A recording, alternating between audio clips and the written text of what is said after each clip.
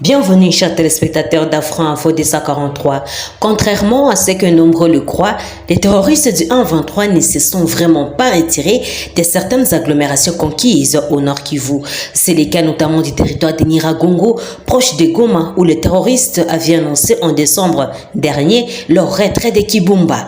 Plus de 3 mois après, les terroristes du 1-23 est toujours présent à Kibumba et Buhumba, deux groupements de plusieurs villages à la frontière entre la RDC et le Rwanda. Les terroristes se déguisent en civils pour tromper la vigilance de la population et même des autorités ont témoigné à Actualité.cd sous anonymat certains habitants de Kibumba.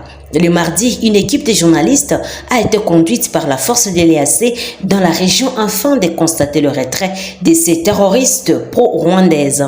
Et la délégation avec à sa tête le lieutenant-colonel Odibiero est arrivée à Kibati et à Kibumba où elle a pu visiter les bureaux du territoire de Nyiragongo. Au centre de Kibumba, l'ambiance n'est pas comme d'habitude et quelques personnes seulement sont visibles et la plupart exercent de petits commerces le long de la RN2. La vie coûte très cher ici. Un petit bol de haricots coûtait entre 1000 et 2000 francs congolais se négocie actuellement à 5000 francs congolais voire plus.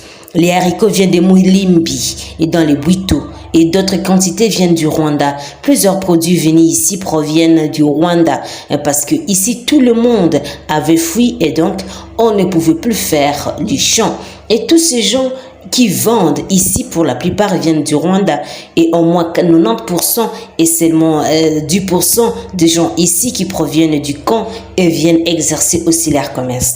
Moi, par exemple, chaque soir, je suis obligée de rentrer à Kanyaruchinya parce que la sécurité n'est pas encore garantie d'une vendeuse qui ne souhaite pas être aperçue en train de parler aux journalistes par peur de représailles, car ici, les terroristes sont toujours présents. Presque partout dans les territoires de Nyiragongo, les reporters des Actualité.cd ont vu plusieurs habitations fermées, des maisons de commerce, des écoles, des structures sanitaires et d'autres vandalisées et même des portes arrachées. Le 1-23 a juste abandonné certaines positions, mais ce n'est pas parti. C'est le cas de Kanyamahoro, une colline qui constituait l'une des bases avancées de 1-23 en vue de lancer un assaut sur Goma, mais déjà reconquise par les FARDC. Lors d'un briefing de presse lundi, le commandant de la force régionale de l'EAC, le lieutenant-général Jeff Nyanga, a affirmé que le retrait de 1-23 n'est pas une donne facile, mais des signaux forts sont enregistrés sur terrain. Les constats et tout autre à Rugari et même à Kisigari, nous sommes en territoire de Rutshuru où le 1-23 avait occupé la base militaire stratégique de Rumangabo. La région est contrôlée par les contingents kenyans et sud-soudanais. Ici, le retour des habitants est au rendez-vous et les activités socio-économiques reprennent progressivement. Le marché des Kabaya a même reçu du monde le lundi comme on ne pouvait pas l'imaginer. Le 1-23 est parti, mais on ne sait où, nous chuchotent certains habitants. Ici, nous sommes en sécurité. Et comme vous le constatez, l'ambiance est au zénith. Nous sommes rentrés quand nous avons appris que le 1-23 s'est retiré de chez nous. Au moins 80% de la population de Rumangabo est déjà de retour.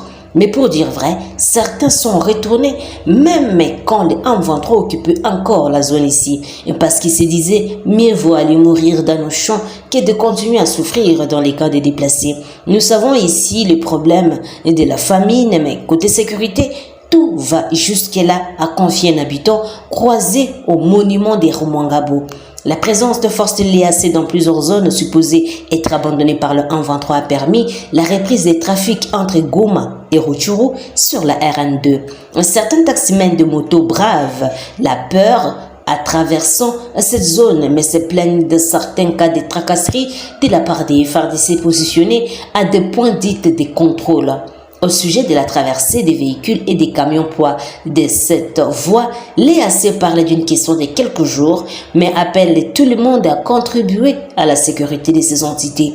Les militaires de tous les pays contributeurs de troupes des forces régionales de l'EAC sont arrivés dans l'est de la RDC. Et les derniers sont les Sud-Soudanais qui sont arrivés dimanche 2 avril à Goma. Et la République démocratique du Congo a cependant sollicité l'évaluation du mandat de la force régionale de l'EAC déployée sur son sol et dont le premier mandat de 6 mois a expiré en février. Autre chose, la rencontre des ministres de la Défense des pays membres de la communauté des États de l'Afrique de l'Est ne va plus se tenir ce mercredi 19 avril à Goma comme prévu. Cette rencontre devait pourtant se pencher sur l'évaluation du mandat de la force de l'EAC qui a expiré depuis le 31 mars dernier. Les raisons de la non-tenue de ces assises ni une nouvelle date de ces rendez-vous n'ont été communiquées. S'exprimant à ce sujet le lundi dernier, lors de sa rencontre à Goma avec la presse, le porte-parole du gouvernement congolais Patrick Muyaya a indiqué qu'il ne fallait pas faire des fixations sur les dates. Quoi qu'il en soit, on sera obligé de nous retrouver. Donc, il ne faut pas faire des fixations sur les dates parce que la problématique est connue et l'urgence de se réunir pour discuter à propos l'est aussi. Cette réunion devra discuter de l'avenir de la force régionale, poursuit-il, parce qu'il y a des points sur lesquels la République démocratique du Congo n'est pas d'accord dans la manière dont les choses ont fonctionné.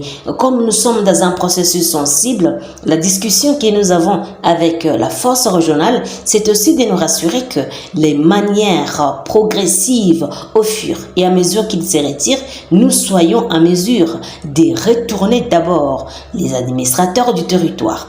Vous savez que nous sommes sous état de siège et donc ce sont des militaires.